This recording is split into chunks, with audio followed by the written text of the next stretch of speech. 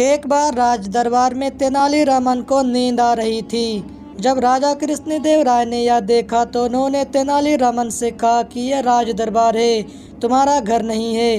तुम इस सभा की बेइज्जती कर रहे हो। तुम्हारी सजा यह है कि तुमको कुछ दिनों के लिए दरबार से निकाला जाता है। जब तेनालीरामन ने यह सुना तो वो चुपचाप वहाँ से चले गए, जैसे कुछ हुआ ही ना हो।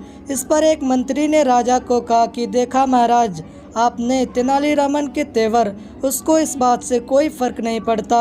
राजा ने भी इस बात पर सहमति जताई। कुछ दिनों के बाद एक ब्राह्मण लड़का दरबार में आया।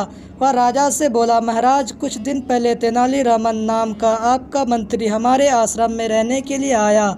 हमारे गुरुजी की इजाज़त से वह आश्रम में रहने लगा, किंतु आज सुबह जब वह नदी में स्नान करने के लिए गया तो उसका पैर फिसल गया, जिससे वह नदी में डूब गया।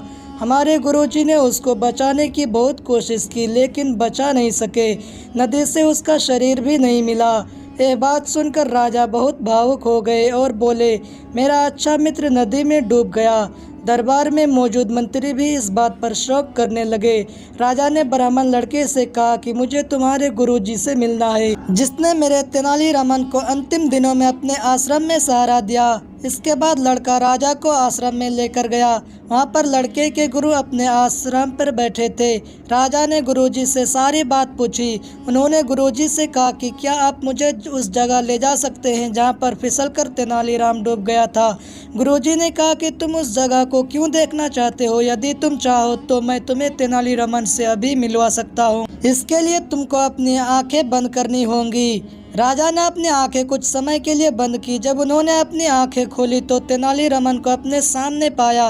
राजा ने तेनालीरामन को गले लगा लिया और बात की। राजा ने तेनाली से पूछा, गुरुजी कहाँ गए? तेनालीरामन ने कहा कि मैं ही गुरुजी हूँ और मैं ही तेनाली। इसके बाद राजा को तेनालीरामन के नाटक का पता चल चुका था, लेकिन राजा तेनालीरामन को पाकर बहुत खुश हुए थे।